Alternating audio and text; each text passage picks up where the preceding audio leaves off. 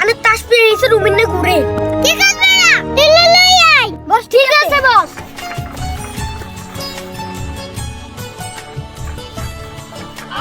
কি হরে I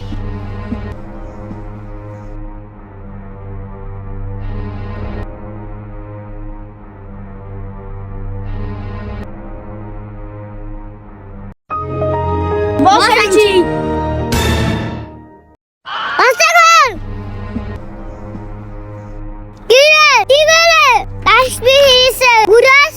O ভাই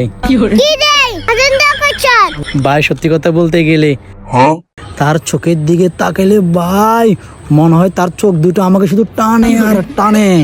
আর ঠোঁটের দিকে তো বলতে গেলে ভাই এক কথায় বলতে গেলে অসাম।